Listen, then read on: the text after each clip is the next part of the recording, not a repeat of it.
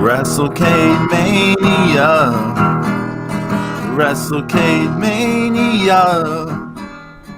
Zeus has got all the Wrestlecade stories on Wrestlecade Mania. Yeah. Good Welcome. stuff. Hola, amigos, and welcome to the Mark Out Mania. Wrestlecade edition. Oh, yeah. Wrestlecade Wrap Up 2019. Hey, Sir, a.k.a. Tirecade. very, very excited to hear all the stories. Can't wait. But first things first, before we go into anything, just want to say, James, we are so happy you are feeling better and well back on your feet and just very happy to still have you with us. Thank you, Pedro. I appreciate it. So I just want to send out all thanks and all my love and thanks to everybody who said what's up and wish me better. I totally appreciate it. You guys helped me. You guys helped me move the needle to get better. I put it to you like that. Okay. So I'm a stubborn prick and I'm hard to go down. I'm Tony Stark in it, and it's because of you guys, all you guys, especially you two, fucking Pedro and Zeus, man. You guys keep me going. Smiles on my face. Like even when I'm down, there's a little curl on my face, a little smile on my face. It's because of you two spazzes, and I love it. Thanks, guys.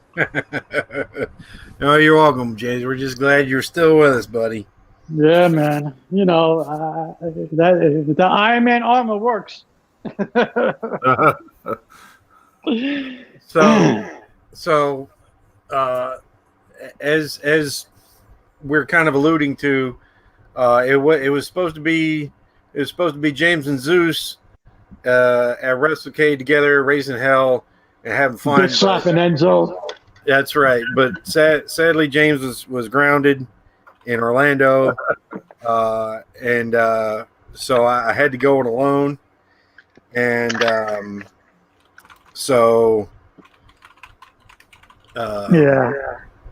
was tough pill to swallow. Yeah, and so if you kind of want to start at the start, kind of the start was the news that James wouldn't be there, and so I felt bad, and I wanted to do something nice for James. So what I did is we had third row tickets, which was part of the VIP area, and for the if you had bought one of those tickets, you could buy an add-on for 25 photos and 25 autographs with these specially selected pro wrestling legends. And so I was like, well, that's what I'm going to do. And I'm going to go get that, and I'm going to get autographs for James. And so when I went to go buy it on the website, it was sold out. Ooh. So then I messaged them at Wrestlecade, and I said, look, this is the situation, and I said, I am not asking for anything free. Is there any way you would please sell me one more of the add-ons so I can do this for my friend? And they said, yes, absolutely.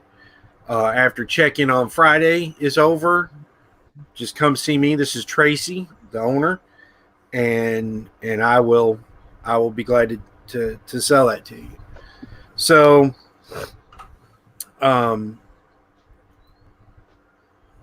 then on Friday morning, we'll find out that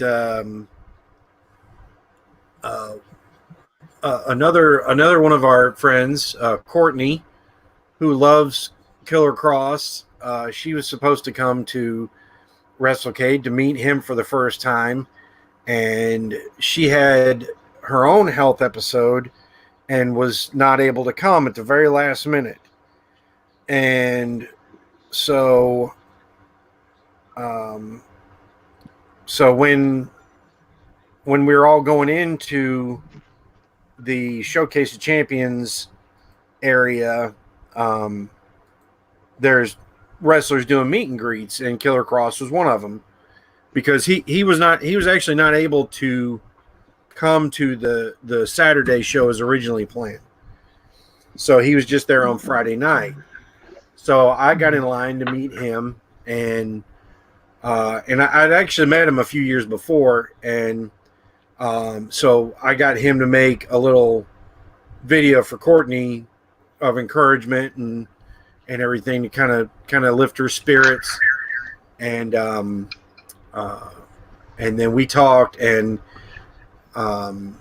he was very kind and gracious, and he's a superhuman being, he really is. And I told him, I said, when I met you 3 years ago, the whole fun thing is like the hot rumor in wrestling was that you were in the Reptile Tribe coming up in season 3, which didn't happen. And he told me then, he's like, yeah, he's like I had a couple of great dark matches at Lucha Underground. They really want to use me, but they just couldn't find a way to get me in. He's like, I'm not part of the Rabbit Tribe, but eventually he became the White Rabbit of the Rabbit Tribe, which was incredible. And my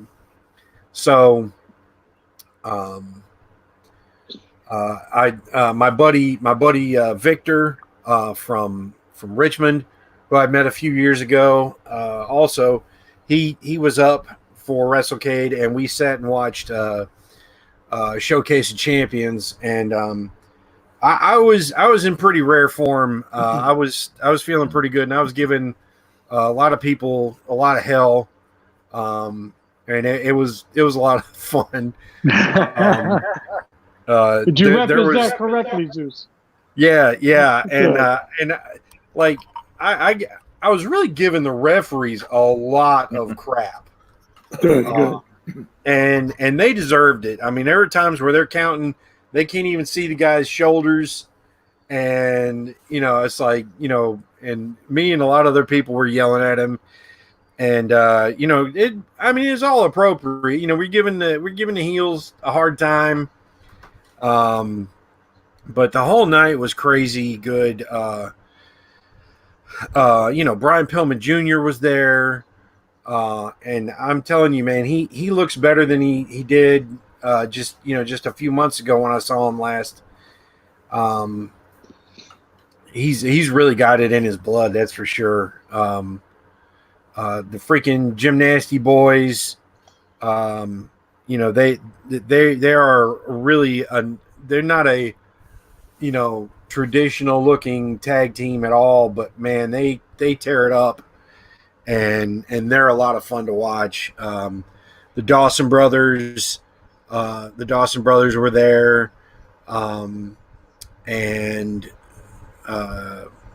so it was a great night. We got Cage versus Willie Mack. Nice. And that was a fun match. We got to see that twice in Ultima Luchas, and Cage was pretty over. Willie Mack was very over too. Crowd was very excited for them. Freaking gotta get Swan, man. That guy is so full of charisma. I love that guy. I mean, he's good. Man, is he fun to watch. He loves being out there. He loves, he is such a great baby face, and he's got, just great outrageous moves. And you put him in the ring with Matt Cross. Oh, wow. I mean, nice. That's a great freaking match. And then there was a then Killer Cross against Billy Brash. Like I said, Billy Brash, he's come a long way in the last few years.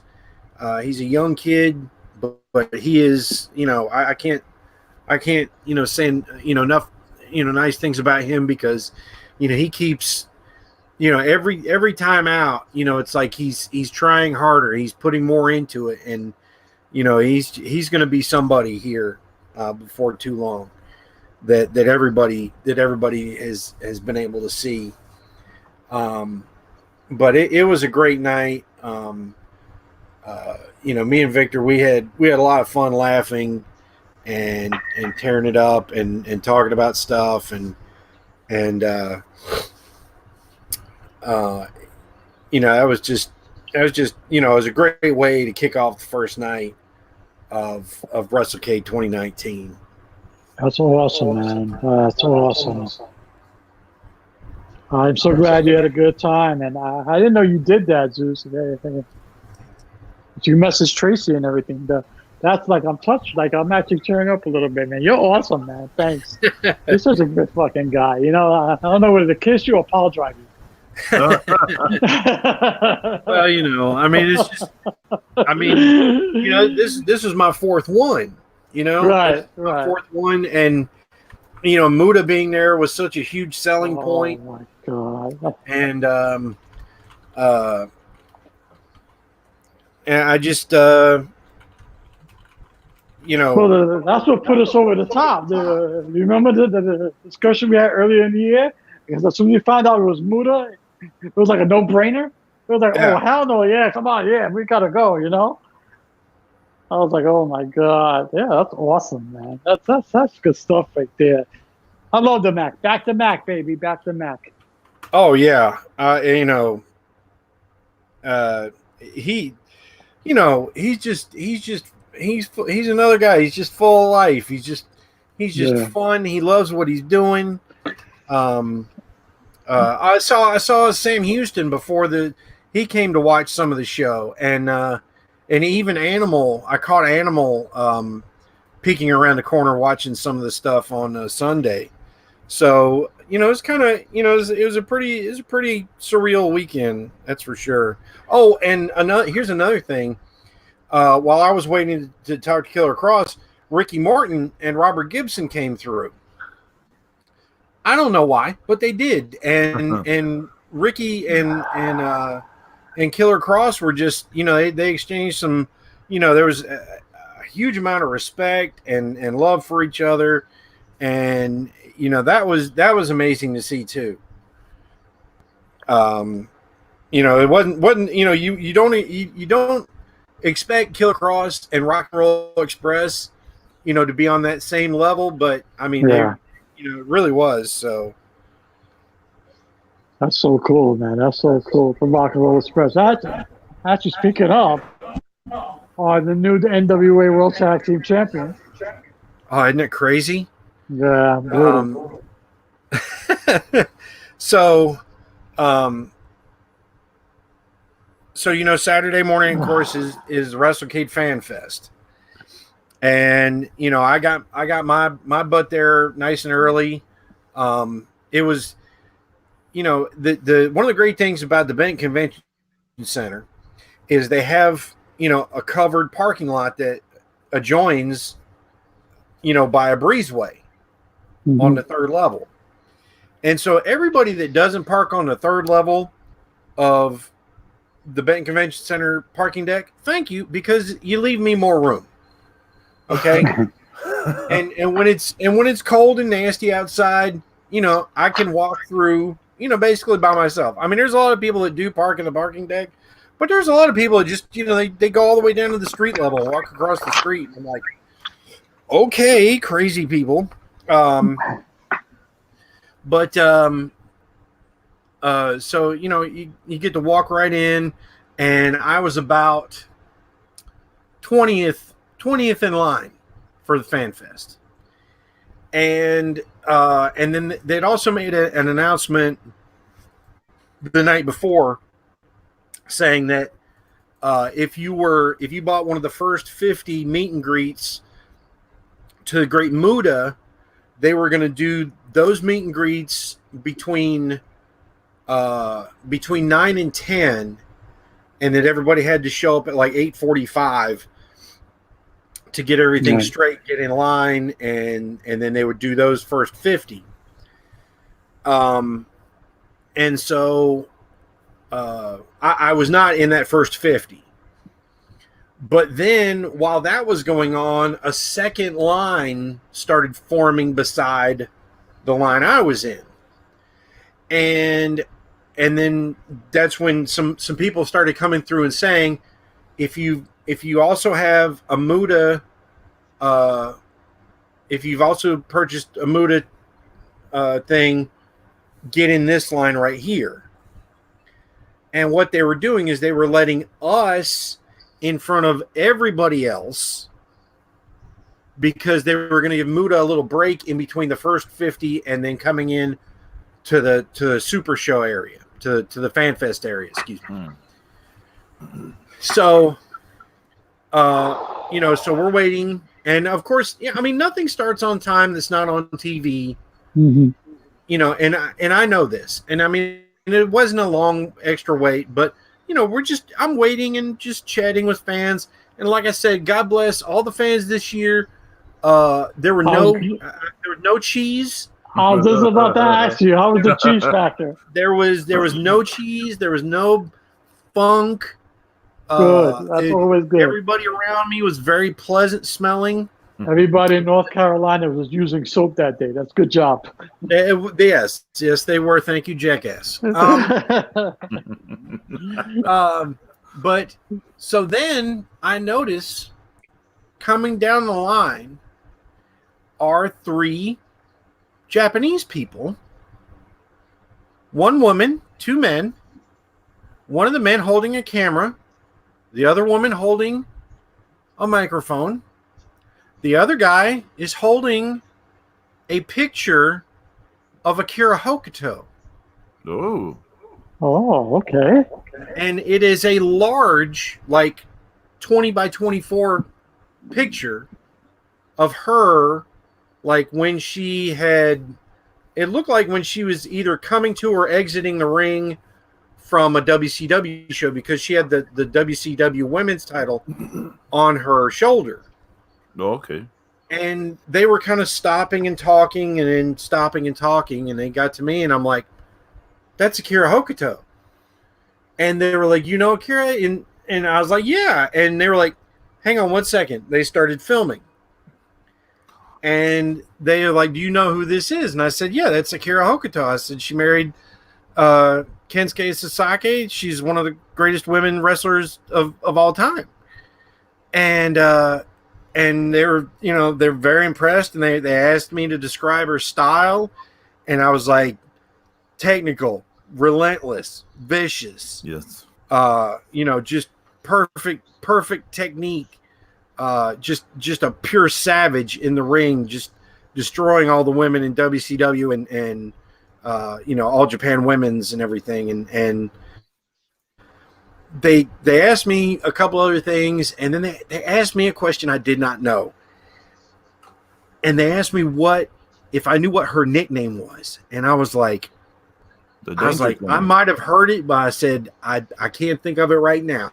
I was like, but they were like, thank you very much. So, but I was like, maybe something like, I don't know, Queen of, I don't know. But I don't, Pedro, you're a Joshi person. I think it was the Danger Queen. That's it. I bet you that was it. Damn it. But anyway, so I might be in an Akira Hokuto documentary. Whoa. This Famous. guy, look at this bastard, Pedro, okay? Now he's on Japanese television. You gotta be shitting me. This guy is all over. He's worldwide right now. He's bigger than Hat Guy.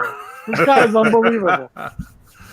That's awesome. You just gotta love Zeus. That's awesome, brother. That is awesome. That's so cool. He truly is the god of thunder. Yeah. So, to get ready for the autographs that I was going to get for you, James, what I did is I took a comic board, 11 by 17, and I cut off an inch or two, because I had these padded envelopes that are like 12 by 15, and I was like, well, I can fit that inside this envelope and send it to James. So I wished I would have kept it 11 by 17 now, because you saw what happened. But Yeah. So then I took the Wrestlecade logo and I traced that, and then I did saw it, that. I was kind of hot how you did that. And I, of course, I'm the dot guy, so I dotted it. I dotted the logo. And for people who don't know what we're talking about, I'm going to post these pictures on Instagram after the show. And the stuff that's being mailed to me. So we've got, we got a big blank piece of paper with the Wrestlecade logo in the middle of it, and it says for James Sarno, and I put the date on it. And so the upgrade package for the VIP. So I got 25 slips, and each slip would give that to the person, and then you photograph with them and an autograph. And they had photos that were made specifically for them to autograph to give to the fans. Right. And so the first thing I did was I walked over to where they said Muta was going to be, and he was not there yet. But Kaz Hayashi was walking around, and I actually I gave him a photo of him I had taken of him when I had seen him live in 1998 at a Thunder in Charlotte, and he really appreciated that. He seemed to like that, and he asked who he wrestled that night, and I told him it was Alex Wright. And he was like, oh yeah, he's like, yeah, and that was before the Dancing Fools and everything. Oh, okay, thank God. It was getting close to that time period, I think. And but he was just, of course he's like looking at himself from 21 years ago, and then so then I started walking around, and I went and I saw Blue Meanie there, and so I went and talked to Blue Meanie, and he was super nice, and he's the one in the bottom left hand corner. Yep, I saw that. It was the first one I saw caught. And we talked about the Retromania game, and we talked about old ECW, and I told him, I said, every time when I happen to catch, some of this WWE programming, what they're doing is brand warfare. Every time I see SmackDown running in on something, they're wearing the blue shirts. I'm like, Blue World Order, oh no, it's just SmackDown people. And so he thought that was pretty funny too. And like I said, super nice guy. Then I went and Lenny and Lodi were right by him. And talked a bit with Lodi. I was like, representing Ashboro. He's like, how do you know about that? I was like, well, my buddy Weird Dave from Greenville used to talk to you a lot in the 90s, and he's like, yeah, I used to party a lot down there. And talked about, I said, best match of Fall Brawl 98 was Saturn freeing the flock. And he said, I'm glad you said that, man, because he said that's the proudest night of wrestling that I've ever been involved with. He said that was my favorite night of anything I ever did, and I appreciate that. And of course,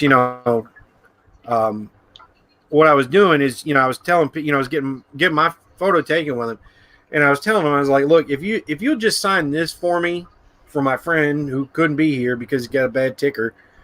That'd be great. Well, pretty much everybody was still giving me the autograph photo on top of it. That's awesome. I was gonna say, how did you work your way to getting all these signatures, and then you like hopefully got, and you were able to get yours too, you know? Right. So, yeah, and so I got a nice stack of autograph photos and a lot of people that wish you well, James. Everybody. I went and talked to Taya, and she looked amazing, and she had the Impact Knockouts title and the AAA Reina de Reina's title, and she wants you to get well soon. And Thank you, Taya. And I told her, I said, it's nice that you got the belt back. I said, considering you never lost it in the first damn place. Oh my God! Why'd you bring that up, Zeus? And she agreed. She was like, yeah. She's like, it needs some tender love and care. I looked at one of the side plates.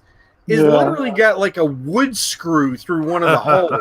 Oh my God! Holding the damn thing in. I'm like going. I'm like, if they didn't have to pay Vampiro so much money. I'll play my damn music. They could have brought new belts.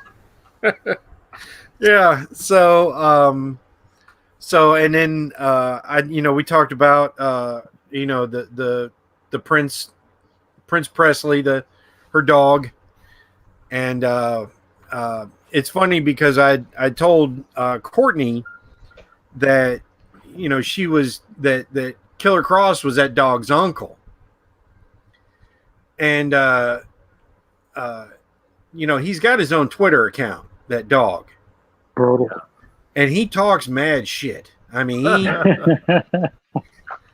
not even kidding you. And like when in Impact, when Killer Cross and Johnny Mundo were running against each other, like the dog is like jumping in on their Twitter battle, and like he's like, I'm gonna shit in your fucking luggage, and he's like, there's not a damn thing you can do about it. And he's like, I'm gonna bite your ankle.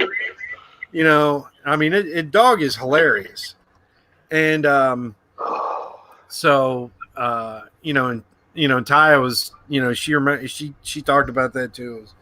It was a lot of fun, and there was literally so many personalities there. I didn't even see everybody that I wanted to see. I mean, like physically, I couldn't even find everyone. Because there was just so much going on. I can imagine. First of all, I can imagine how packed it was for fans, and the second of all, there's probably like organized chaos in that place. So, but I want to thank you, Zeus, because that's a huge undertaking with all those signatures. Plus, I want to thank all the wrestlers who signed it. That's amazing. Thank you so much. I mean, it's some good stuff, man. It's heartfelt. It's good stuff. Yeah, so thank you, Zeus. That's a huge undertaking. So thank you. I mean, you did not have to do that. Thank you so much. Well, I'm truly appreciative. Like I said, I mean, I've already had 3 Wrestlecades. Yeah. I've already had three to myself, and I didn't even get a chance to break my Wrestlecade cherries. No, you were kind of halfway there. You were definitely there in spirit. Yeah, I got to second base. I got cut off. I mean, there was a lot of people that were thinking of you. Yeah, that's awesome. And so then I think I saw Muda set up sometime around this, and and when I was in line to get in, that's when another one of my friends, Cameron, came up, and who was in the first 50. He came up and told me about what had happened, and it hasn't been spoken about enough, but the piece of garbage vendor who was in charge of bringing in the Great Muta, apparently a couple of months ago had started like giving Tracy the runaround about some of these details that he needed to know about Muda's flight and Muda's hotel and the other. And the guy does not show up Saturday morning to pay the great Muda for coming. Man. And Sonny Ono was kind of acting as the mediator in all this. And he said, look, he's like, I'm sorry. He said, but, if Great Muda isn't going to be paid, then he's not going to come out. So right then and there, Tracy said, I'll pay. And so who knows how much money he's lost. But the idea, the thought there was that there was at least 90 meet and greets sold through this brown paper tickets company online. And they think it was over $13,000 that this guy got away with. And it might have been closer to 15, who knows. Jesus. That's shady business. It's really it's incredible to think that somebody, and it's a guy that Tracy had known for a long time, had done this and decided that, he, for whatever reason, that, he would take this money for himself and try to stiff all these fans and ultimately Tracy himself. One of the nicest, professional gentleman people that you'll ever meet is definitely Tracy Myers. The people of Wrestlecade, and then I can also say of Frank Myers Auto Sales are, some of the nicest, most genuine people you'll ever meet. And, I just can't say thank you enough from the bottom of my heart, because, the first time, I'd seen Muda in World Class on TV as Super Black Ninja, and I was like, oh my gosh, this dude's incredible. And and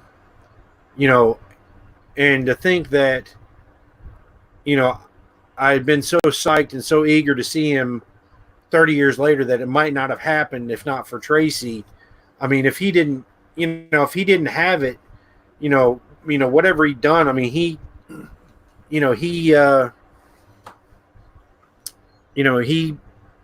made it happen. Yeah, that's awesome. So, that's awesome. Yeah. And so, that dude, Tracy told him, he said, like Tuesday to give me the money that you owe me, or I'm going to put you on blast. And he did. So the guy's name's out there.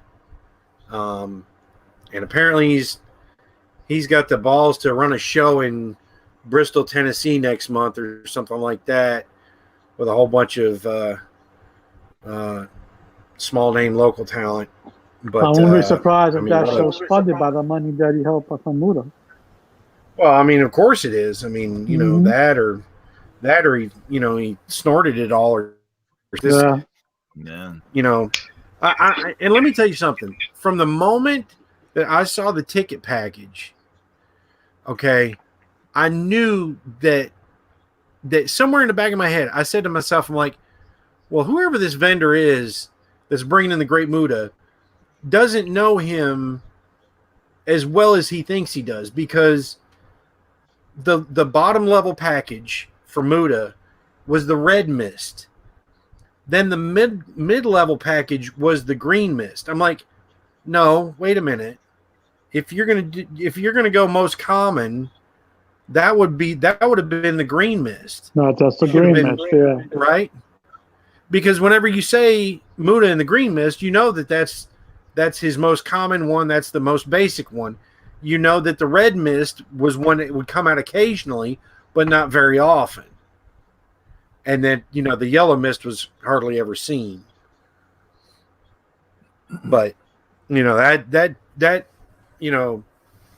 kind of, was like a little warning sign right there that, who knows, but, so I get up there to meet Muta, and,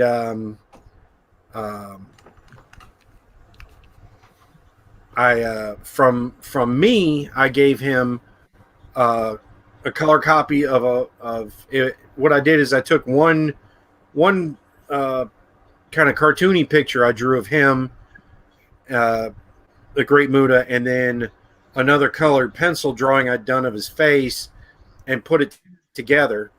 And on the other side, I'd also give him in this, 1-page sleeve. On the other side, I gave him a copy of the card that I had seen him wrestle at that night in Dorton Arena 30 years ago. Almost exactly 30 years ago, was him versus Ric Flair. And he really looked at that, and Sonny was, helping, translate that, and he was pretty interested in that, and he seemed pretty happy. And then he signed a copy of the art one for me, and then the guys from Wrestler Weekly had sent me a magazine they wanted him to sign, and he signed that, and then he also signed the James photo. Excuse me, the the big card for you. And so did Sonny Ono and Kaz Hayashi. Yeah, I saw that. Yep. It's right next to the Bob Caudle signature. Yeah, and the Kaz Hayashi one is that weird looking one that's right near the Muta. It looks kind of like a weird triangle. Yeah. With some lines in it, but I guess that's like a K, a Z, and K, A, and a Z in there somewhere. And so then, I went and walked around, met some more people. Black Bart wants you to walk. Tell James that he's got to do some walking. The more walking that he can do, the better he's going to feel. I've got a bad tick or two, and I've had an operation or two, so I know what I'm talking about. I want you to tell James that if he wants to feel better, and walk.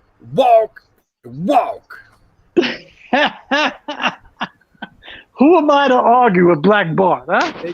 Exactly. He was a hoot. And I told him, I said, look, man, I said, the first ever wrestling event I ever went to was TV tapings right here in Winston. I said, for Mid-Atlantic or Worldwide. And the way he talked about himself there, it was like he kind of acted like he was, I felt like he kind of treated himself like a jobber. And I was like, no, man. I was like, no, you and Ron Bass, y'all were the Texas Long Riders. Y'all were badasses. And I was like, and he didn't lose at the TV tapings I went to. I didn't see him lose much ever, really. But that might just be his, maybe he's just looking at himself he's just downplaying it a little bit. Yeah. Yeah. But I mean, I was like, no, man, it was like as hard as shit to stop you. I mean, I think that, I can't remember who they beat. Like they beat like Ricky Steamboat and somebody for those Mid-Atlantic titles. And it's like they couldn't get them back from him because they were just big and mean and just hard Mm-hmm. to pin, and but he was sitting there with Actually, Black Bar and Rondaz had a pretty big run back in Mid-Atlantic days. yeah, they did. And that's remembered him, most for. Yeah. And so then saw Al Perez, he looks fantastic. It's crazy how good that he looks, really.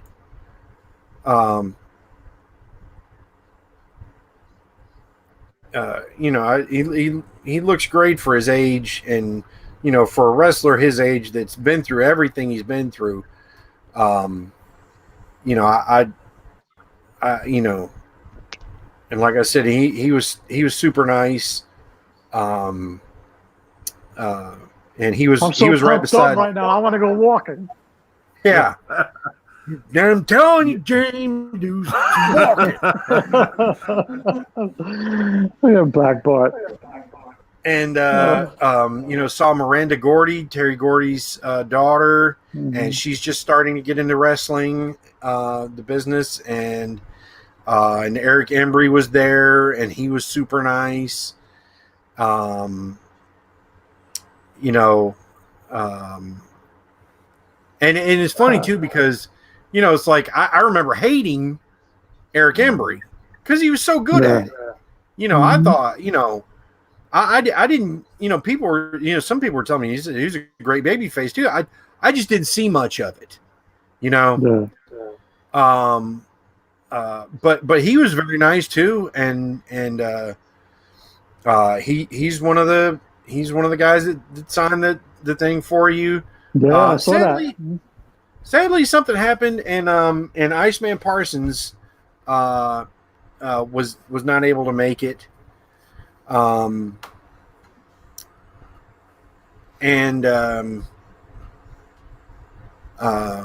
that a lot of people were looking forward to that, and I hope everything's okay with King Parsons, because he was he was amazing. I just remember watching him, and he cut great promos, and he was good. Iceman King Parsons was awesome. Yeah, I mean, he had I remember the heel turn in World Class. Right. I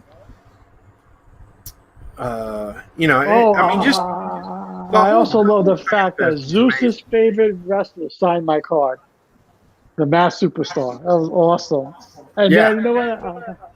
I love the way he signed it too, because he wrote Super and then he drew a star. That's hot. Yeah. I got him to sign a photo of him and Rick Steamboat as tag team for me. And he was doing the Masked Superstar. He wasn't doing the Axe Demolition gimmick. That's awesome. Yeah, like I said, every other year he's Axe, and every other year he's Masked Superstar. Keeps it so fresh. Cool. That's so cool. That's so awesome. Man. I can't wait to get this thing in the mail. Yeah, and I mean, it's just like I said. I mean, I didn't even see Brian Cage. He was there. I didn't. It's just that I walked all over the place, and it's hard to miss too. Yeah, exactly. I didn't see where Willie Mack was that day. I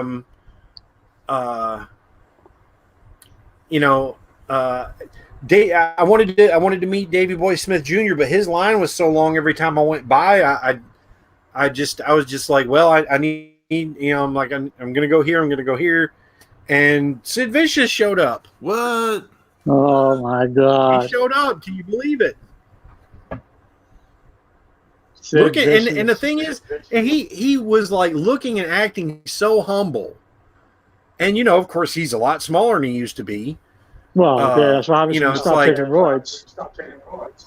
Yeah, but I mean, but he didn't have that, the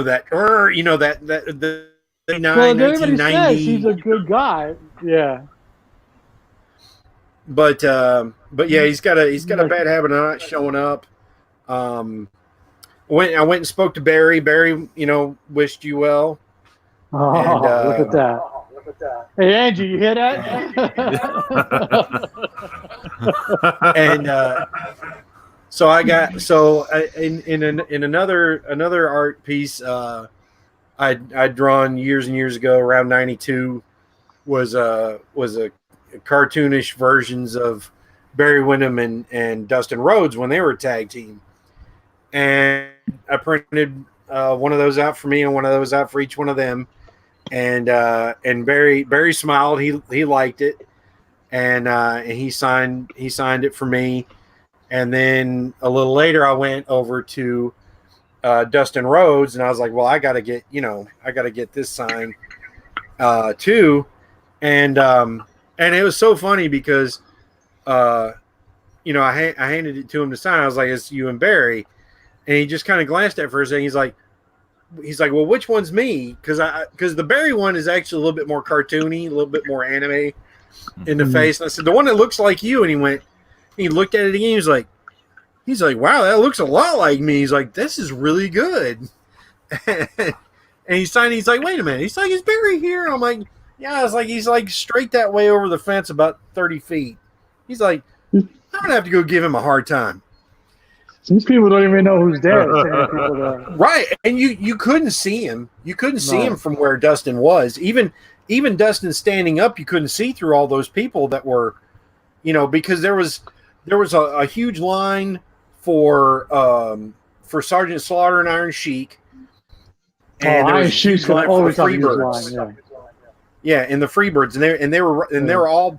Dustin Rhodes was beside. It was Muda, then Dustin Rhodes, then the Freebirds, or then Slaughter and Sheik, and then the Freebirds. So there's like all these long ass lines, right there together, and it's like, geez, I gotta ask you, Zeus. Yeah. Did you happen to bump into or knock down or slap Enzo? No, but I saw Enzo. I didn't see Big Cass. Okay. I didn't. But yeah, I mean, he looks like a giant one of those little troll figures from the 80s. Oh my goodness! But apparently he was super nice. After Wrestlecade, the Super Show ended. He did autograph. Zeus? Oh man! Oh, he lost Zeus right in the middle of an Enzo thing. hold your thunder. Yeah. Oh man! Oh my God, Zeus! Come back to us. I don't know if you can hear us. Come back to the podcast. Yeah, we're having a little technical difficulty, folks. Little technical difficulties, but wow, so far, just amazing stuff. Yeah, good stuff, man. I'm gonna post the pictures of what I was supposed to get. Well, I was supposed to get this in the mail yesterday. That was a story in itself. It's because Zeus wanted me to open these things up, like as we did the show. So he sent me pictures of what's coming, because the guy it was late and it's still in Greensboro or what have you. So I'm gonna post the pictures on IG today, and all these wrestlers just they took time out and signed for me, and I gotta get it. It was all Zeus, man. He's crazy for doing all that stuff, because I'm sure that wasn't easy. It's amazing thing he did. It's an amazing thing. Like especially in this climate, in this world today, it just goes to show you there are good people in this world. You know what I'm saying? So he took time out, and like all the wrestlers took time out too. So that's I'm very grateful and thankful for that. So that's good. That's good stuff. I wish I was there, man. I would have bitch slapped Enzo. Seriously. And Black Butt, I'm gonna be walking. Yes, sir. No problem. I feel like he needs to start like a thing for like workout routine for heart patients. It's like the black part cardiac. I know, right? The black bar cardio. You know, Yeah, black part cardio. you You walk gotta 2 miles. walk. You walk 2 miles, and then you chew on some chew, and then like you work a nice spit up, drink a beer, and walk another 2 miles. Black part special. Oh man, good stuff. Man, Good stuff, I'm trying man. to think what I can do to. Yeah, did you reset them? Did you reset the invite? Let me see. Let me Yeah. see. I mean, he should still have the Yeah, email. but yeah, that's some good stuff. Hopefully, I just I stayed away from. I try to stay away from Zeus's page and stuff like that. But after the show today, I'm gonna go look at all the pictures and stuff. You know, and I got a biggest. I really can't say thank you to Zeus enough because I wasn't able to make it to Wrestlecade, but he put a little bit of Wrestlecade to me. So Yeah, it's again, Yeah. it's just amazing. yeah, that's so cool. I marked out so hard yesterday. It was like ridiculous. Yeah, I mean, he was telling me all about it, like as he was, preparing it and stuff, and Mm-hmm.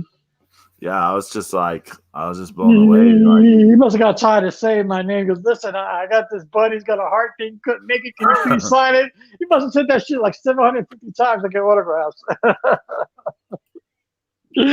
Oh, Zeus. And he's being interviewed by Japanese television. I mean, come on, man. Look at this guy. A few months from now, there's gonna be like people are gonna be like, oh, there's this cool Akira Hagoto. Oh, there he is. Hold on. Yeah. Where did I cut out at? You were talking about Enzo. You were saying that you hugged him and said he was James' favorite wrestler.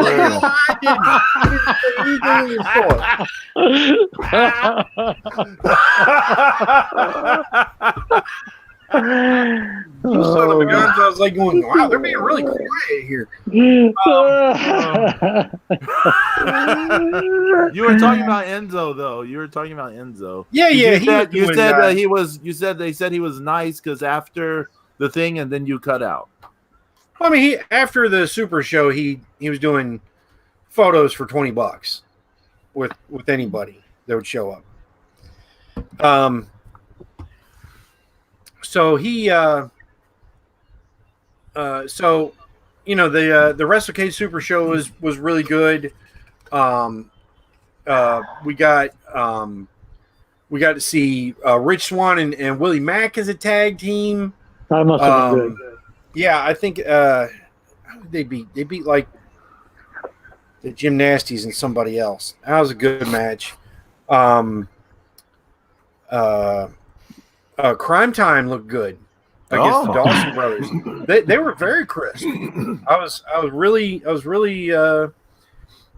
really impressed with them, how smooth they really were. Because I didn't get to see a lot of their stuff in WWE, but yeah, I was impressed with them. Then a little later in the show, the Thundercloud hits, and then the music cranks up. The do do do do do. Great Muta comes out to his old WCW music, and people are going nuts. I mean, he got a huge response, and people are chanting Muta Muta, and he comes to the ring, and Sonny Ono's with him, of course, and he says, Great Muta comes to America and lays down the open challenge, and no one answers the challenge. No one steps up to come and face Great Muta here at WrestleCade. So since no one's going to fight Great Muta, he's going to go home now. And then George South comes to the ring. My God. And I'm like, oh, Lord, this is the best we have to offer. Crap. But of course, hey, I'm a Muta fan. So, and so George South comes in the ring and he starts running his mouth like he always does.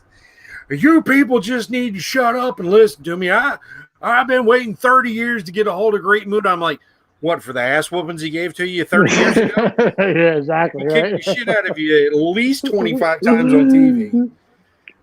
You and like 2 other people at the same time. Like, you know, if you look up Muta versus George South, it's usually with George South, Cougar J, and you know, there you go. Yeah,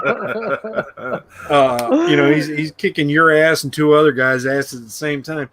So, so then we have a nice little match with George South and Great Muta, who looks great. He hits George South in the face with the green mist. nice. Yeah, Nice. yeah. George South looked like a lollipop that was a Michael Bolton lollipop that just came out of the Hulk's mouth.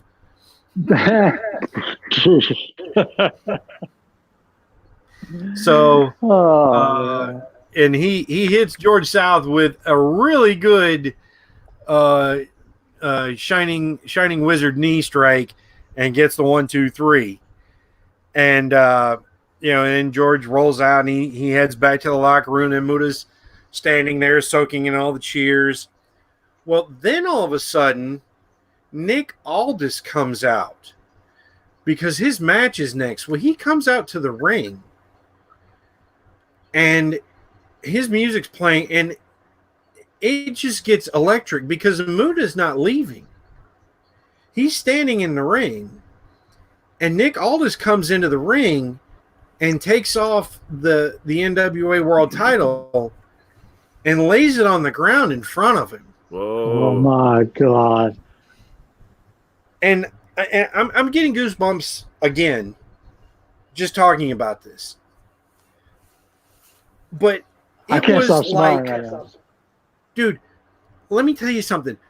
There was energy coming out of that ring, literally electrifying the crowd. And like I said, I have goosebumps right now. If you could see my arms, I have goosebumps right now. And I did that night, and just thinking about it again, and they just stood there staring at each other for a few seconds.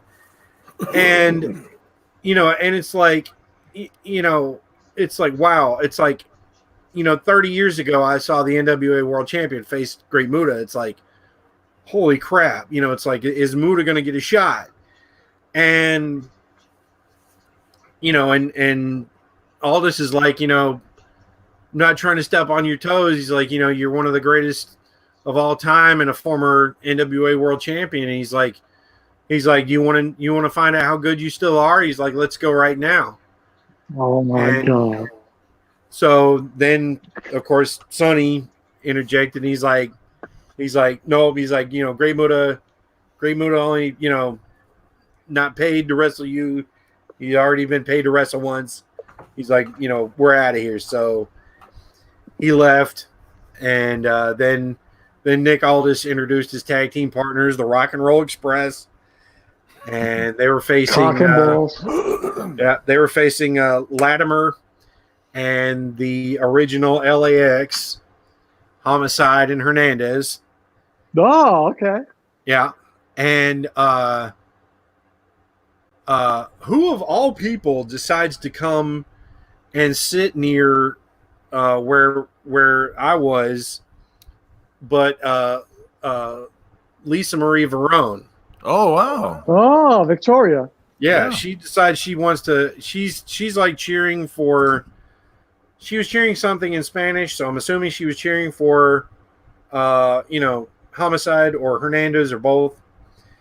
And where was Eddie Kingston?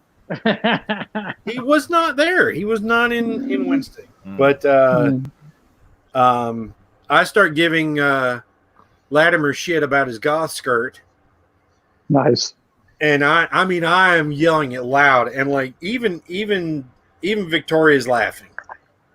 And I'm like yelling, and I gave him shit about it too after I met Aldis. He was sitting right there too. I gave him shit. I'm like going, you know, I said, you know, you keep being an asshole. I was like, I'm going to tell the referee to start checking all your pockets on your skirt.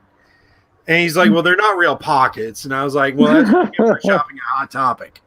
And he just laughed. I mean, we laughed. And but I'm giving him hell from my Zeus reliving his GCW days.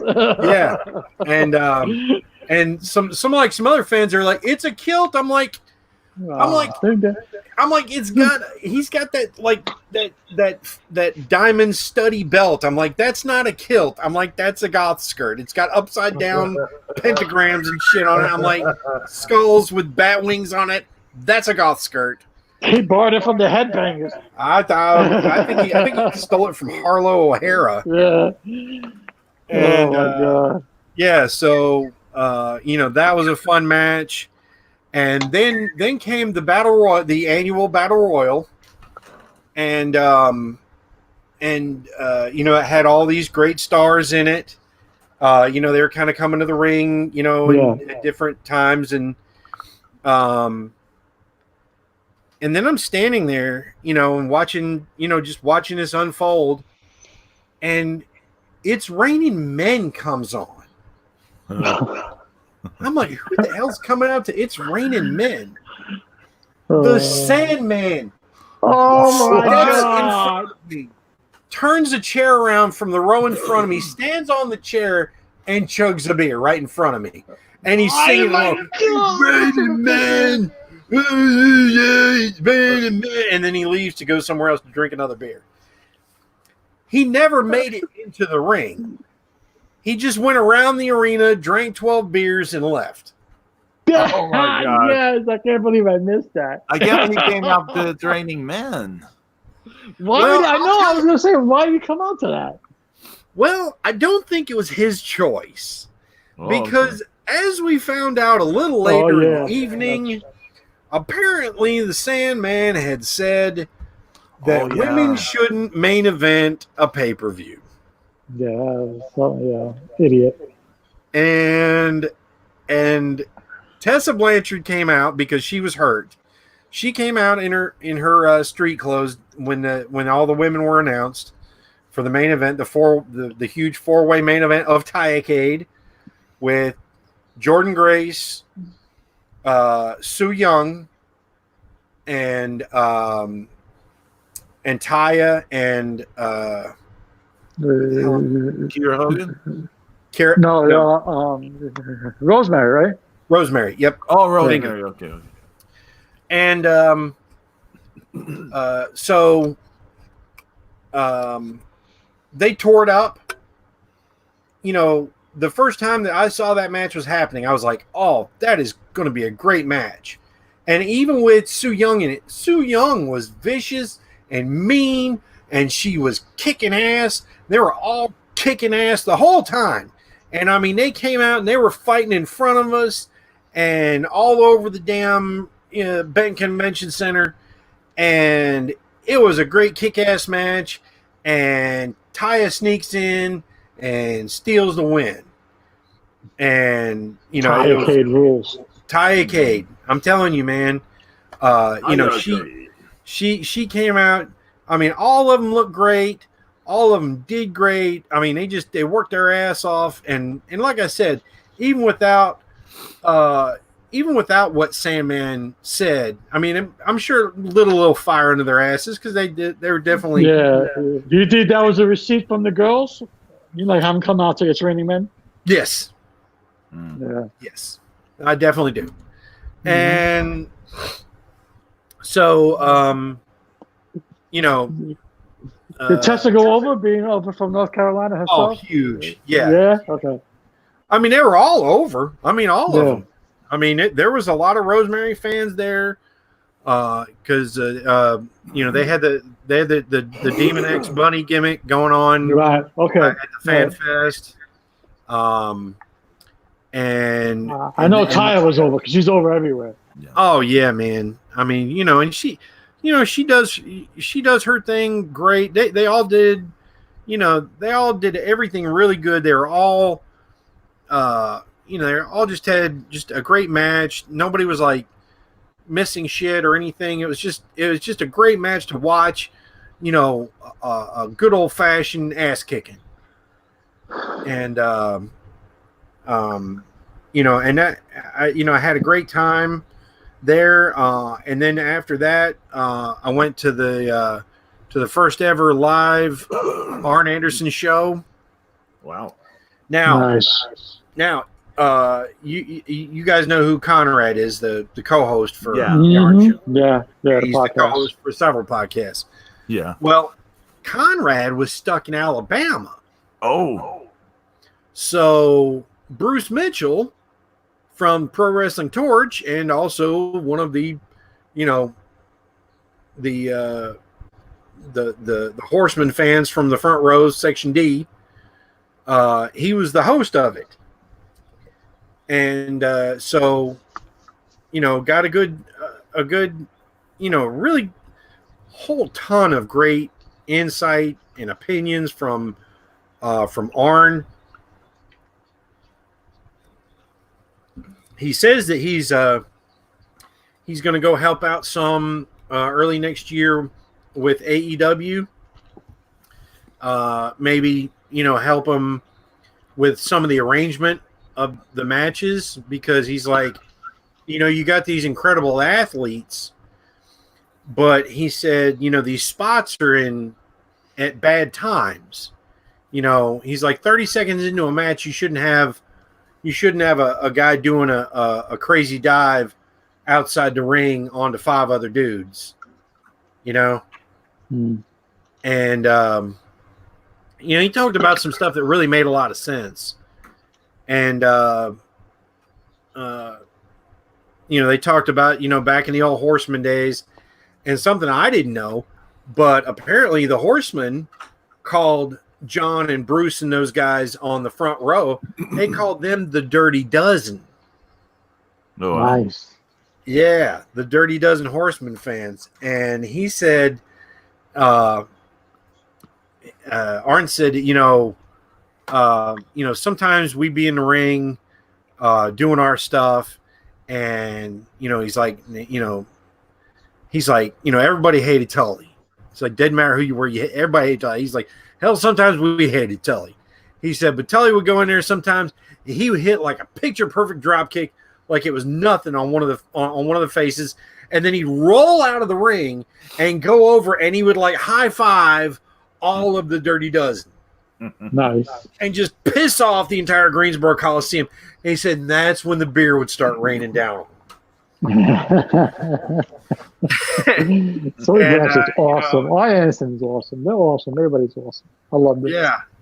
And somebody asked Arn, they said, if you could pick from the guys today, from any guys anywhere today, if you could pick 4 guys to do a 4 horsemen, who would it be?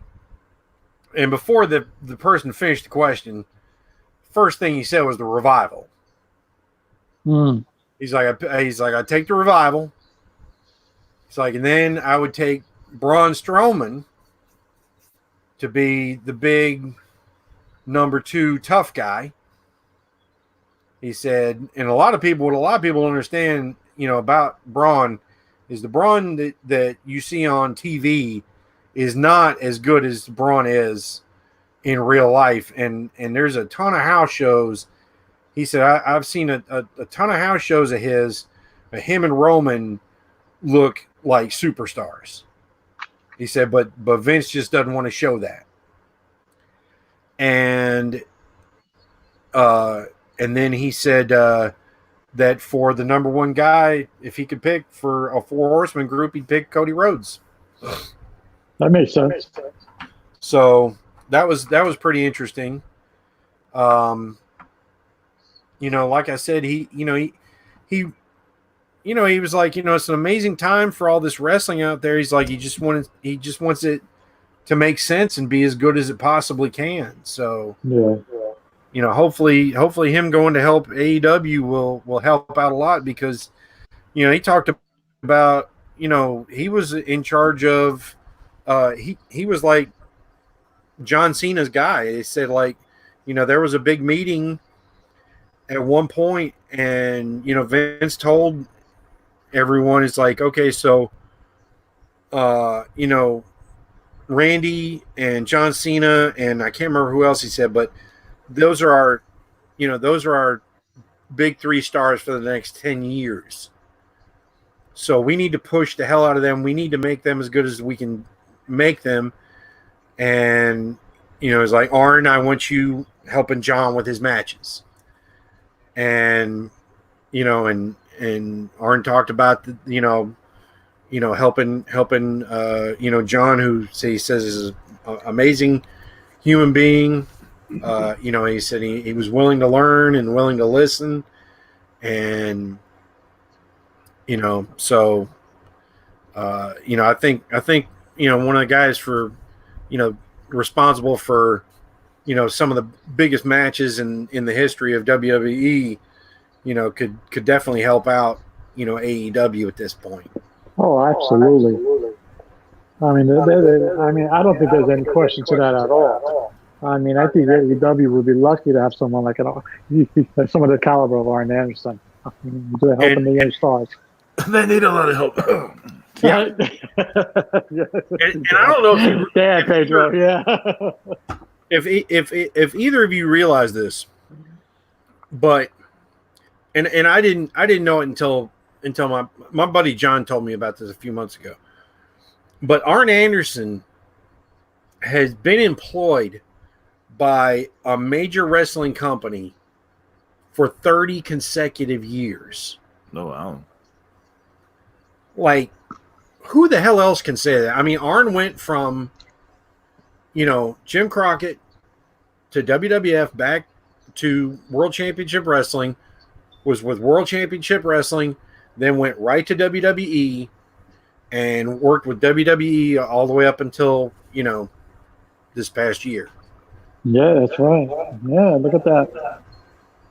Over 30 consecutive years being employed that whole time. And another funny thing that Arn said too, he said, because somebody asked him about kayfabe being dead, and he said, he's like it's a tough one. He said, because I was always the one holding on to it. And he said, and then my smart ass 22-year-old said, Dad, you're the only one that's still living this. Which it's not completely true, but I mean, still, it's it's kind of funny for him to say that.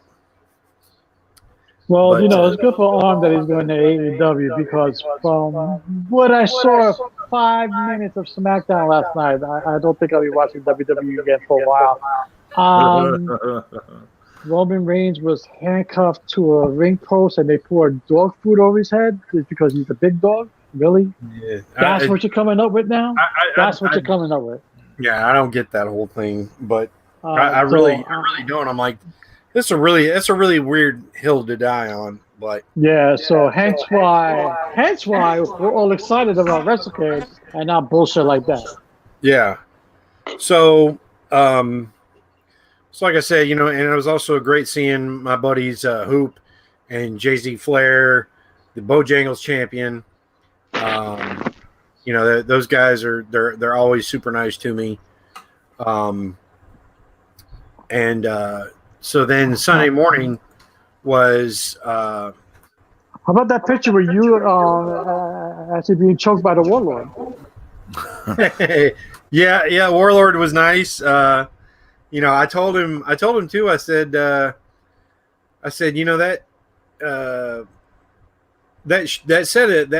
weird half mask and shoulder pads thing was really cool. I said, yeah, I didn't like the wand, that little wand you had with the W on the end of it.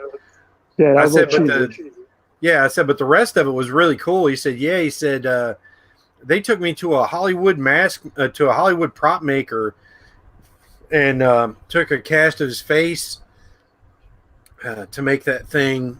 And I think he said he still has it. Nice. That stuff. So, but yeah, he was nice, of course, and wishes you well, James, from the Warlord. Just don't choke slam me. Right. So then Sunday morning was the World Class Memories. Oh my God! Yeah. Oh, damn it. And once it just So such an amazing group of people, and I'm gonna run down the people right now for you. It was Black Bart, former referee Rick Hazard, a man named Dan Bynum, who was one of the TV producers, Bobby Fulton of the Fantastics, Gorgeous Jimmy Garvin, the fourth Freebird, James Beard, Eric Embry, Johnny Mantell, Al Perez, and Andrea the Lady Giant, a.k.a. Baby Doll. And it was a fantastic talk. A lot of people, they were talking. It was a lot of talk about the sportatorium itself, and how, like, seeing it on TV like we did, it looked really cool and really amazing, and but apparently it was a dump, and it was just like a terrible, it was just like a horrible place to, for visitors and things and people who weren't ready for it. And Baby Doll, she told about how she kind of, she grew up in a wrestling family, but her parents had never told her what was what. And then when they were looking for a valet for Gino Hernandez, she called him up and she's like, "Hey, this is me, and you guys know who I am. I'd love to do this, and I think this makes sense." And and they were receptive to the idea, and they were like, "Okay, we'll come down, Thursday, and we'll start, we'll get you guys together, and we'll start working this stuff out, and do TV." And she said that in that first 30 minutes that she finally, for the first time in her life, got smartened up to wrestling. Like, she didn't know what the deal was until right then, right before she was about to start her active career, which is crazy. But that's some shit right there. That's some shit. You finally get smart enough 5 minutes before you go on camera. Right. Yeah, pretty much. Yeah. Yeah. A lot of people just talked about, how crazy it was, how into it that the fans were back then, and how electric it was. And,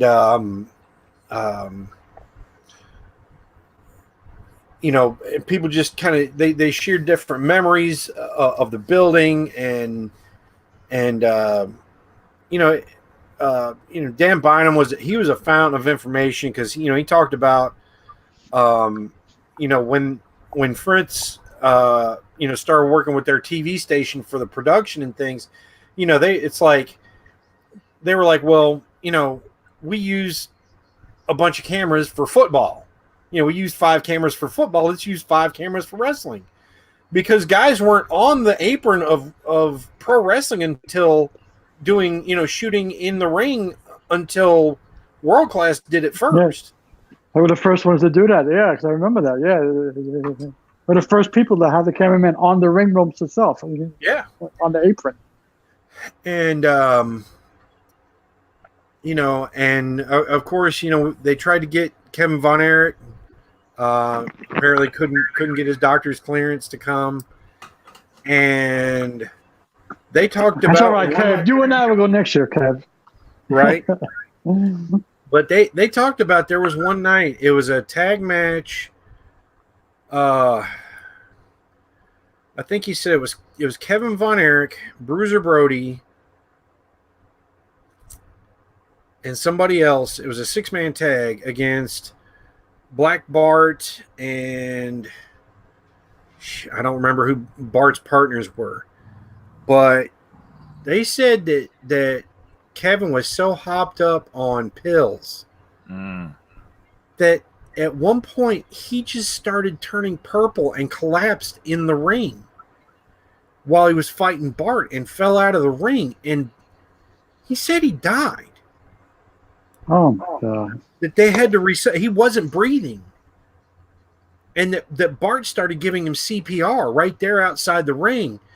And they said, and he said, you know, if it hadn't been for Bruiser Brody came charging in and realized what was going on and grabbed because there was a cameraman about to get like in his face, you know, while he was giving Kevin chest compressions.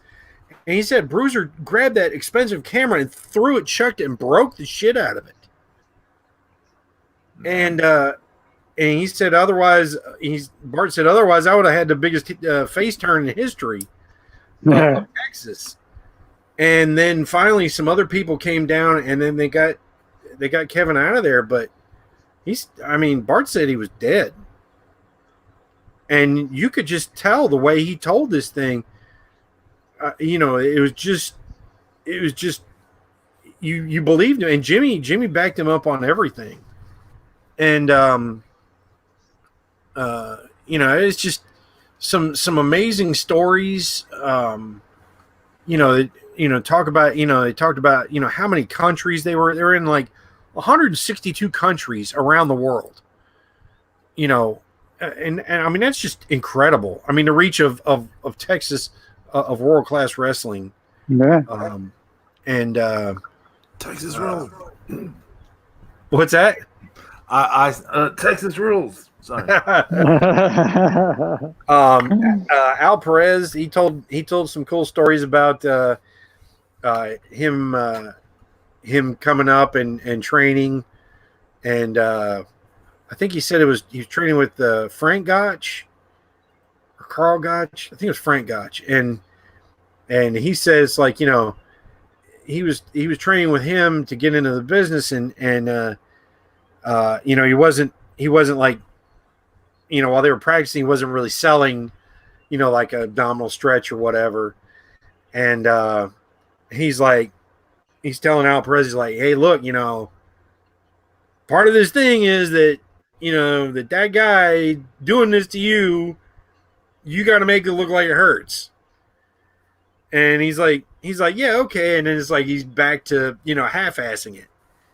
And so then Gotch gets in there with him, starts stretching him and twisting him and turning him and, you know, cranking his fingers and making him scream and everything.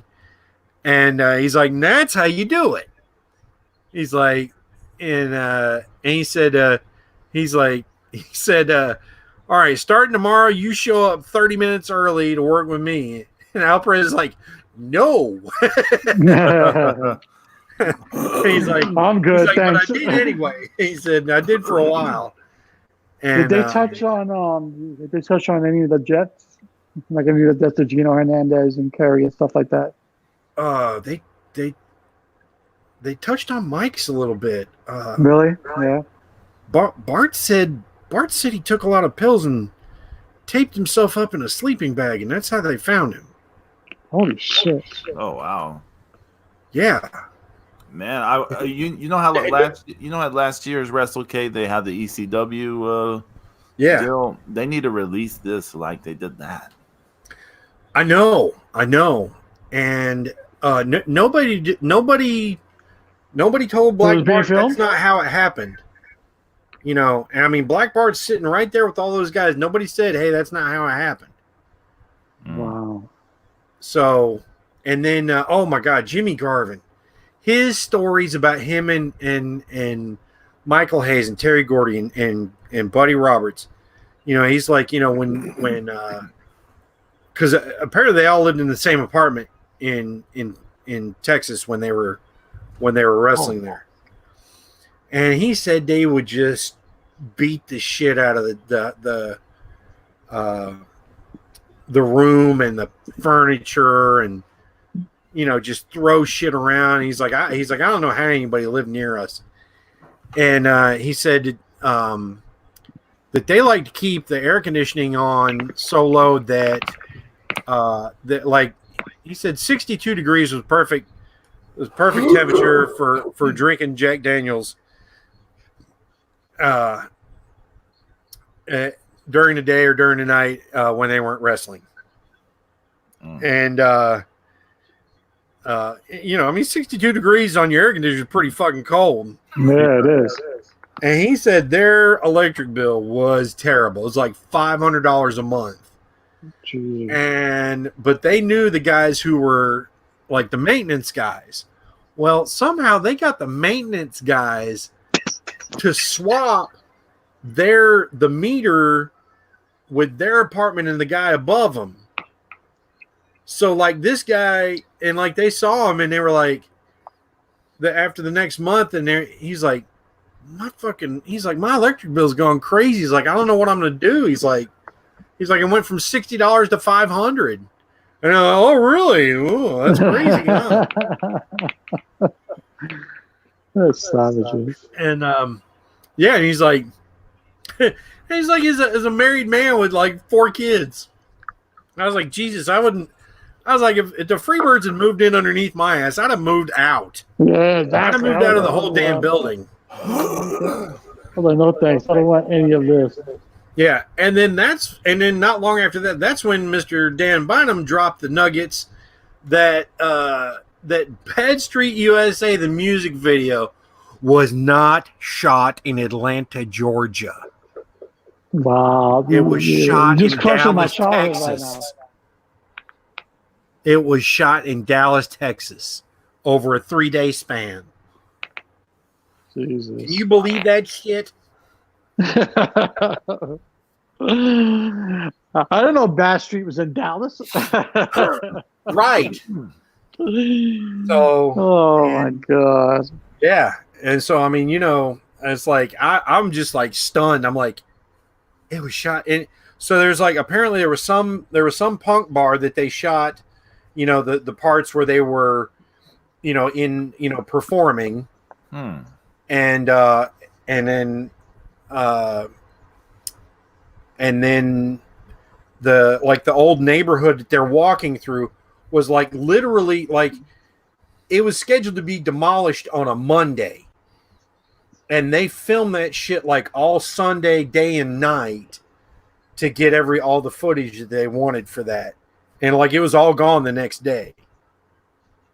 Uh-huh. So yeah, it's, you know, just some amazing stuff. You know, they need to put that whole thing out, man. Like they got to release it.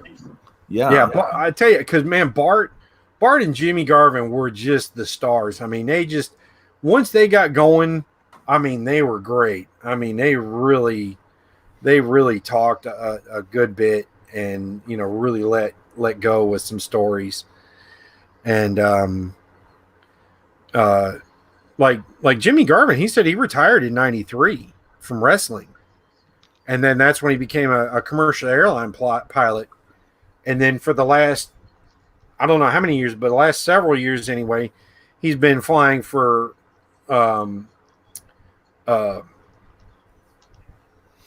Cheeseburgers in Paradise, Jimmy Buffett. Okay. Oh, okay, Jimmy Buffett. Jimmy Buffett, and then like some people that are like in his like record label or something, or talent agency or something, because like he's also flown Bruce Springsteen and some other famous artists and things. And he said, you know, he's like the great thing is, he's like, nobody knew who I was before I became a pilot. He said, because if they'd have known who I was before I became a pilot, I bet you nobody'd get on the plane with me. Pretty much. Which is pretty damn true. And for anybody who's out there who doesn't think that Jimmy Garvin isn't a Freebird, you're out of your mind. Just, you know, Jimmy Garvin wasn't with them for the first, you know, like 4 or 5 years. You know, but it was, you know, it started out, it was Michael Hayes and Terry Gordy.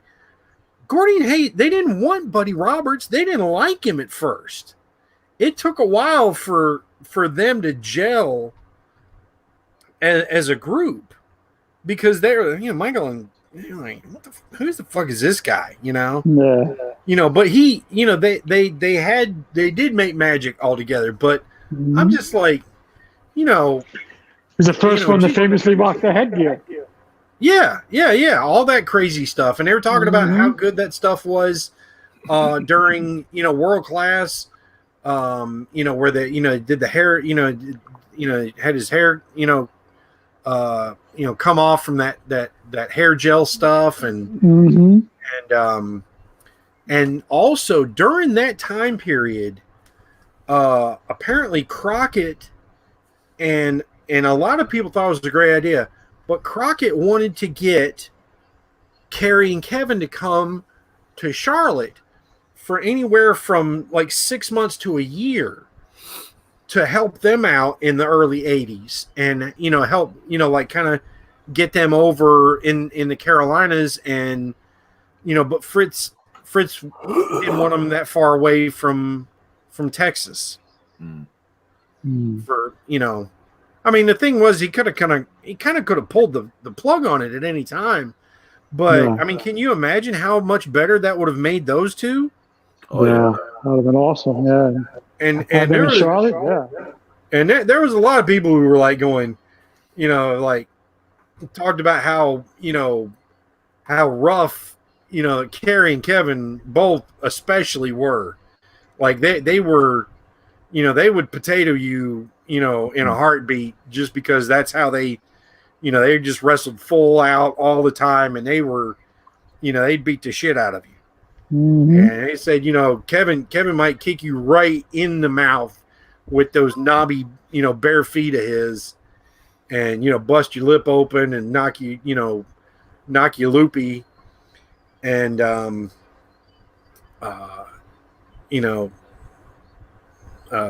just great stuff like that.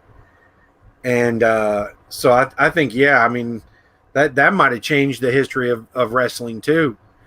If the Von Erichs could have come to the Carolinas for close to a year, I think that would have been great.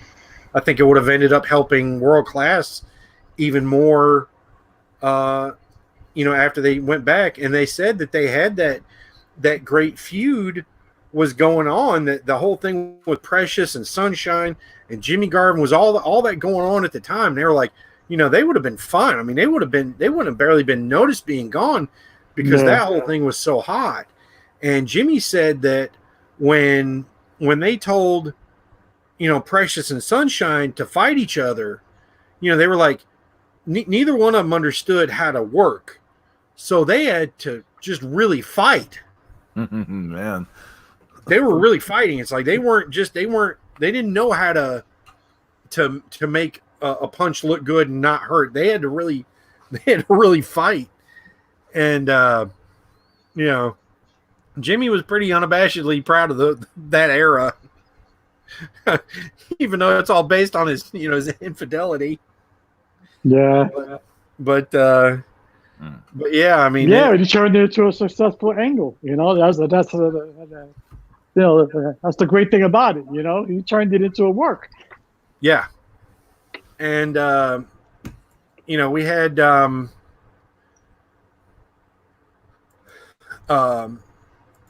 we had a great time talking with them. And at the end, something you'll really appreciate, Pedro.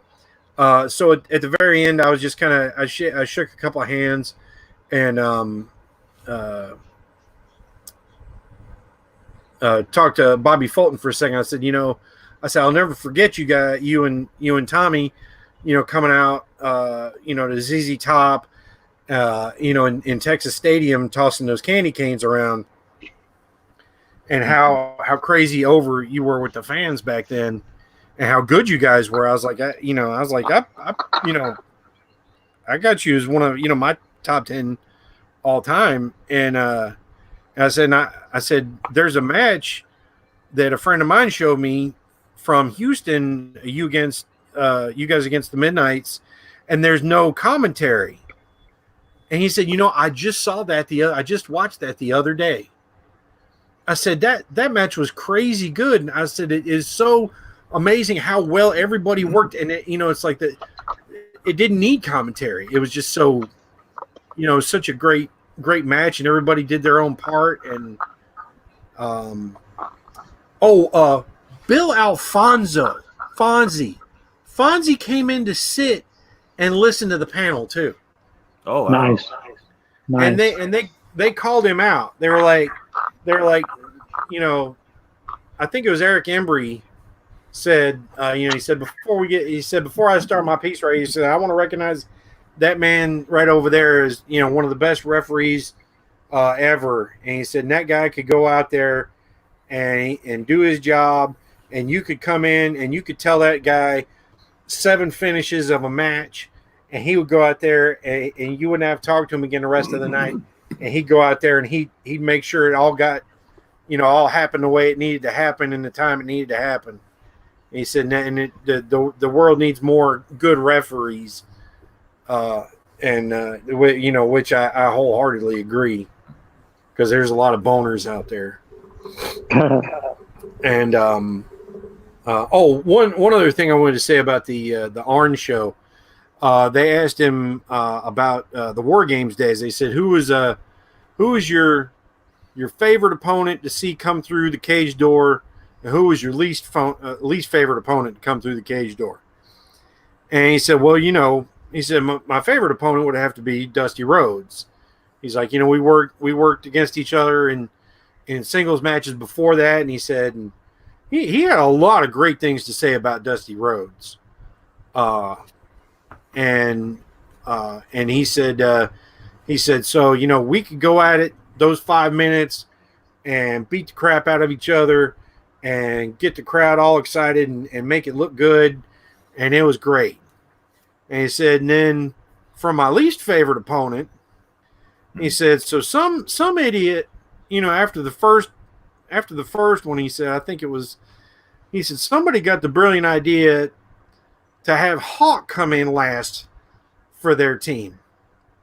And he said, and there is nothing worse than having a Road Warrior Hawk standing outside the cage, panting like a dog, trying to get in there, seeing how good this match was, and then him finally come in there, and then him be like the freaking Tasmanian devil and just beating the crap out of everybody.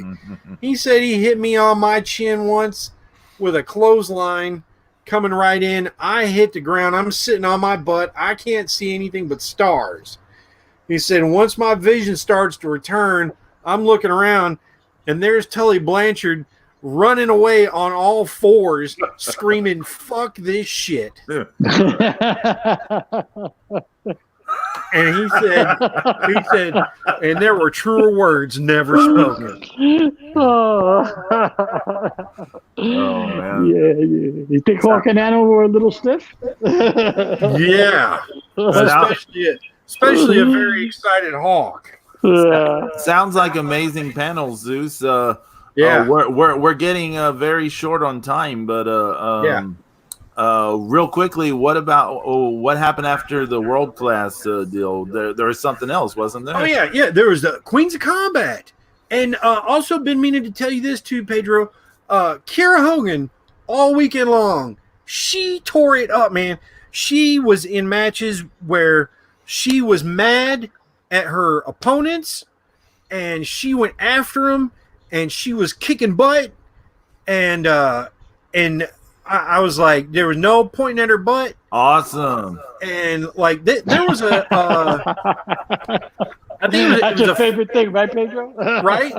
Because there was like a 4-way match. I think it was at Showcase of Champions. Yeah, with Ivelisse and which was really a handicap match because everybody turned on Kira. And so she, she was mad and she fought her way through. Well, it was her in a Queens of Combat. It was her and Diamante against that other girl and somebody else, and once again she's mad, she's hot, and she's in there kicking butt, and it was really great to see that. Faye Jackson was there. Kristen Statlander was there. There was a lot of great women's wrestling on the Queens of Combat show. It just, at this point is, I got all these memories flooding back and it's all kind of jumbling together, but it was a lot of fun to watch. Tessa was supposed to face Diamante originally in the main event, but she was hurt and she couldn't show. But she came out and talked to the crowd and introduced one of the opponents, and so that was a fun show. And then was after that was the AML the day after show, and the two main things I want to talk about real quick. One was the tag team title match, which was it was like a no DQ match between the champions, the Dawson brothers, against the Gymnasty Boys. Now, the Gymnasty Boys came to the ring, in like jeans, t-shirt. They came to the ring like Dusty Rhodes ready to kick some butt. Now, of course, Dawson brothers always look like shit, but that's where they, that's... but I love them. Yeah, that's their job, and so they're out there, and Colby Carino won the AML Prestige title by beating Billy Brash. That was a fantastic match, and so Colby's at ringside with him, and it's tables and chairs and everything going everywhere. And it is a wild, exciting, crazy match. And the Gymnasty Boys won the titles. Just outstanding. They beat the Dawson brothers. Yes. And so I think that's for their third AML tag team title reign. And then we had George South against C.W. Anderson for the AML heavyweight title. And this match, was pretty good. But the way it ended really pissed me off, because like CW went for like a flying body press or something, and and got the 2 count, but then George reversed it and got the 3 count. But this is how the referee went and counted. He went 1, 2, and then reversed, and then he went 1, 2, 3. Wait a minute, hold on. George South is a new AML champion? Yes. He's AML champion again. Yes. Again, he went over on C.W. Anderson? Oh Yes. my God, I'm torn right now. I flipped out. And I said all kinds of horrible swear words. I was mad. Yeah. So mad. And I was so mad at that referee. And I was like, I don't care. Because, and one of the things they told us in the world class panel was, lose yourself in it. Well, I did. I had lost myself in that match. And so when you see the referee screw that up at the end, that really bothered the hell out of me. And then like the whole AML locker room comes out and surrounds the ring and is out there clapping for George. And I'm like, what? I'm like, yeah, no. I'm not into this. And You didn't put George South over, Zeus? Huh? You tell me that you didn't put George South over? I didn't put him over. Hell no. I was mad, I mean, I was just, I was pissed off. There was one wrestler the whole night. One referee the whole night. And I only think he reffed one match, but he did the match. He from start to finish, he was a pro, and I didn't recognize him. He wasn't the usual ref, but he took charge. Like he came out, he checked the wrestlers, knee pads and boots and their hands, and and then when he was doing stuff, when he was telling wrestlers either get back in the ring or whatever, they were doing it. Right. And like there was another referee, and the face wrestler was hitting the heel in the face with a forearm, right? Which is legal. But the referee kept calling on him like he was doing something illegal, and then the heel would use a closed fist to hit him back with, and he wouldn't say anything. And I'm yelling at him, I'm like, you dopey bastard. I'm like, that's the exact opposite of what you do. I'm like, a forearm's legal, you moron. Give it to him, Zeus. Yeah. And one of the referees is red hair, had big bushy red beard. And he looked like somebody shaved Malachi from Children of the Corn.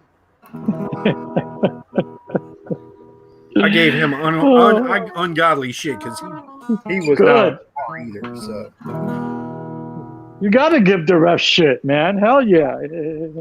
Especially if they don't do the job.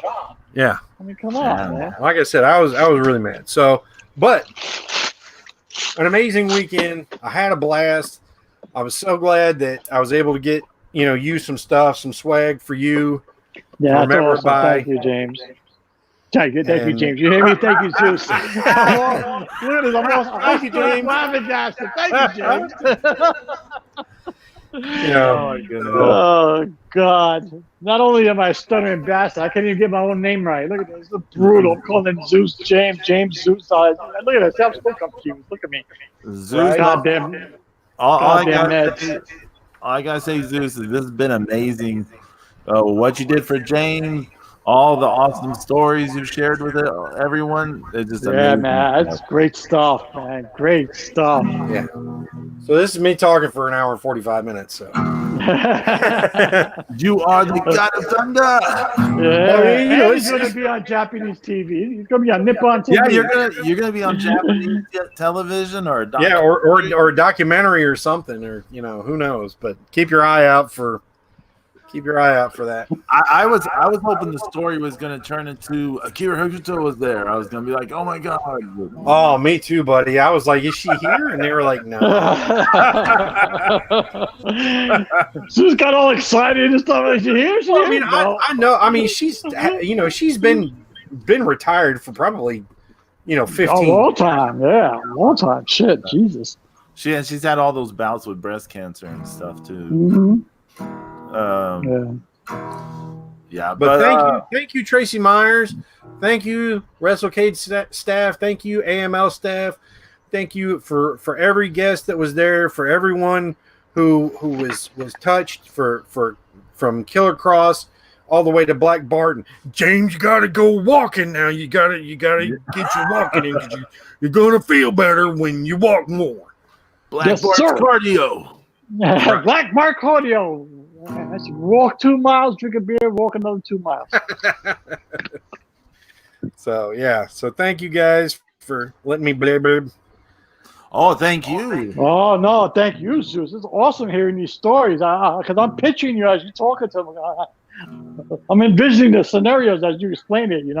It's awesome, man. It's awesome. I want to thank everyone who listens and watches this episode. Thanks. Thanks for listening, hanging out with us. Most definitely.